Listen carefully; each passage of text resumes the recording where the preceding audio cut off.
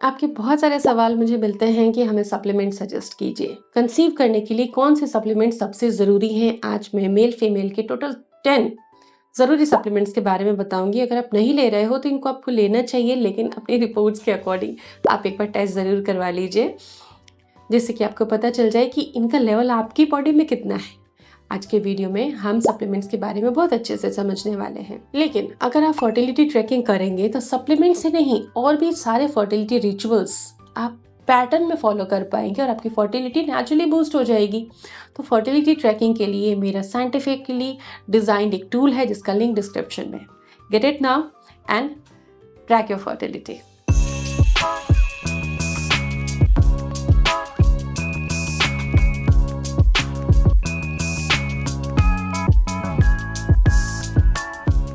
So dear viewers, welcome to Prerna's fertility care. आज हम जानने वाले हैं, बहुत इंपॉर्टेंट वीडियो है आप लोगों के लिए, फर्टिलिटी के लिए कौन से सप्लीमेंट्स खाने चाहिए आपको, किसको कौन सा खाना चाहिए और कौन सा नहीं, ये सब कुछ हम आज इस वीडियो में समझेंगे। छोटा सा वीडियो है, पूरा देखें, समझें और तब फॉलो करें। आप हेल्दी खा रहे हैं, बढ़िया डाइट ले रहे हैं, फिर भी कंसीव नहीं हो रहा, तब बात आती है कि सप्लीमेंट्स की नीड है। जी हाँ, 60 साल पहले जो अनाज मिलता था हमारी प्लेट में, उसमें और अब के अनाज में स्ट्रेंथ काफ़ी कम हुआ है।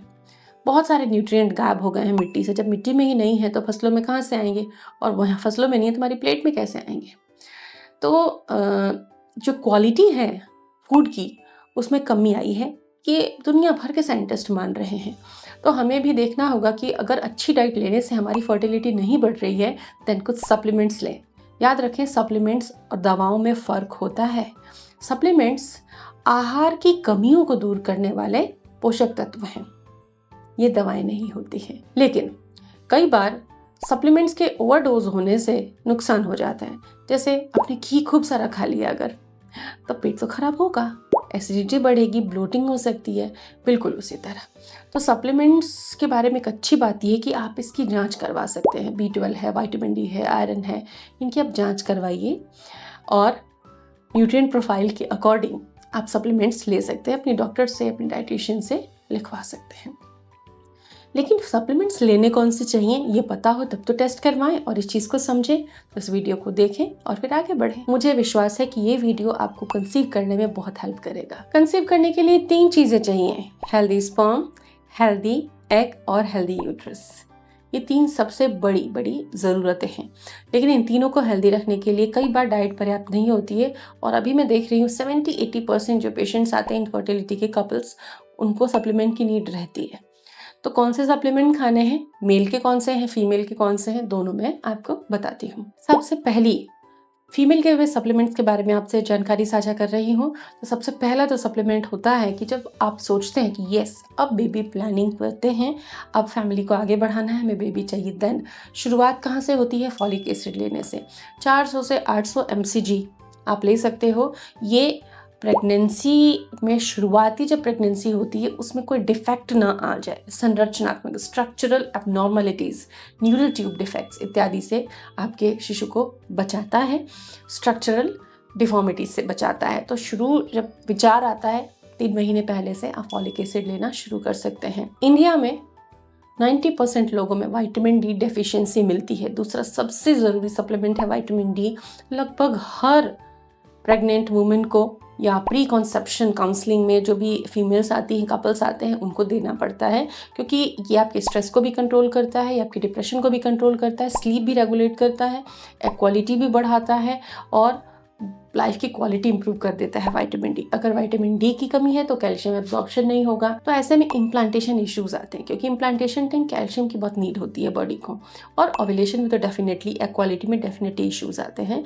लेकिन विटामिन डी की ज़रूरत हर किसी के बॉडी को अलग अलग होती है। किसी का 10 रीडिंग आएगा, किसी का 20 आएगा। जब भी आप टेस्ट करवाओगे तो डोजेस उस अकॉर्डिंग आप ले सकते हैं। जो स्टैंडर्ड डोजेस होते हैं वो 60,000 इंटरनेशनल यूनिट के होते हैं और 8 वीक के हम डोजेस देते हैं इन जनरल। ये सब जगह लगभग एक ही पैटर्न फॉलो किया जाता है। लेकिन डेफिशिएंसी अगर बहुत ज़्यादा है तो और भी डाइट से आपको विटामिन डी वाले सोर्सेज खाने चाहिए। कई बार आप हेल्दी खा रहे होते हो लेकिन हार्मोन बैलेंस नहीं हो रहा, तो बॉडी में ओमेगा 3 के इश्यूज हो सकते हैं, पीरियड के इश्यूज अगर हैं, दर्द बहुत ज़्यादा रहता है आपको या हार्मोनल इश्यूज हैं, देन आप ओमेगा 3 लेना शुरू कीजिए। फिश ऑयल सोर्सेज भी ले सकते हो, एल्गल सोर्सेज भी ले सकते हो। फिश ऑयल सोर्सेज सबसे ज़्यादा अच्छे होते हैं। और सप्लीमेंट भी ले सकते हैं आप, वॉलनट चिया सीड्स को भी डाइट में शामिल कर सकते हैं, लेकिन डेफिशिएंसी ज़्यादा होने पर या रिजल्ट हमें चाहिए, उम्र हो रही है तो सप्लीमेंट ले लेना चाहिए। तो ओमेगा 3 के सोर्सेस दोनों मैं रिकमेंड कर चुकी हूँ, सजेशन में इनके प्रोडक्ट लिंक एडेड है। ये आपके हार्मोन बैलेंस करता है, अंडों की गुणवत्ता को अच्छा बना देता है और ये इन्फ्लामेशन को कंट्रोल करता है। चौथा जो सप्लीमेंट है वो इनोसिटोल का है और ये है मायो इनोसिटोल। ये जिनकी साइकिल इरेगुलर है, जिसको इंसुलिन सेंसिटिविटी इंप्रूव करनी है, जो PMOS झेल रही फीमेल्स है, जिसको कि हम पहले PCOS कहा करते थे, ऐसे फीमेल्स को ये सप्लीमेंट्स दिए जाते हैं ओव्यूलेटरी सपोर्ट के लिए। जिनको इक्वालिटी नहीं बनती, बहुत पास्ट में उन्होंने बहुत स्ट्रेस्ड और हेक्टिक रूटीन जिया होता है और एनर्जी लेवल बिल्कुल डाउन है, तो माइटोकॉन्ड्रियल एनर्जी भी डाउन रहती है उनकी, तो ऐसे में CoQ10 दिया जाता है जिससे कि माइटोकॉन्ड्रियल एनर्जी बढ़े और क्वालिटी नेचुरली अच्छी आ जाए। तो एक डाइटरी सप्लीमेंट है, इसे आप कैप्सूल्स वगैरह के फॉर्म में ले सकते हैं। और जिनकी उम्र ज़्यादा हो जाती है, उनके एग्स अगर अच्छी साइज नहीं ले रहे, तब हम CoQ10 को इंट्रोड्यूस करते हैं उनके सप्लीमेंट की डिजाइनिंग में। तो ये थे फीमेल्स के। अब हम मेल के सप्लीमेंट्स के बारे में जानते हैं कि स्पर्म पैरामीटर्स बढ़ाने के लिए मेल को क्या सप्लीमेंट खाने चाहिए। लेकिन हाँ, टेस्टिंग ज़रूरी है, हर बॉडी की नीड अलग अलग होती है। आप दूसरों का खाना आप नहीं खा सकते, आपको अपने भूख के अकॉर्डिंग खाना खाना पड़ता है ना, और अपने बॉडी के अकॉर्डिंग। इस तरह सप्लीमेंट्स भी हैं। पुरुषों के लिए अगर हम बात करें, नंबर 1 पे अगर कोई सप्लीमेंट है तो वो है जिंक। जिंक रिप्रोडक्टिव हेल्थ के लिए, स्पर्म पैरामीटर्स के लिए और टेस्टोस्टेरोन बूस्ट करने के लिए बहुत ज़रूरी होता है। तो पम्पकिन सीड और स्प्राउट्स में तो होता ही है। आप ये जो सप्लीमेंट आप डिज़ाइन होता है, आपके पैरामीटर्स जो टेस्ट के रिपोर्ट्स आती हैं उसके अकॉर्डिंग, तो जिंक को प्रायोरिटी दी जाती है उसके अंदर। पुरुषों के लिए दूसरा सबसे ज़रूरी सप्लीमेंट है सेलेनियम। सेलेनियम क्या करता है? एंटीऑक्सीडेंट डिफेंस तैयार करता है, स्पर्म के फंक्शन को अच्छा करता है, स्पर्म की जो गति होती है ना, इसको इम्प्रूव करने में हेल्प करता है। तो सेलेनियम के लिए ब्राज़ील नट्स खा सकते हैं डाइट में, और सप्लीमेंट में इसको प्रायोरिटी दे सकते हैं। कई बार आता है कि स्पर्म, बहुत सारे स्पर्म परसेंटेज में आ रहे हैं कि डेड हैं, तो अगर डेड स्पर्म परसेंटेज ज़्यादा है, देन CoQ10 इंट्रोड्यूस करना होता है।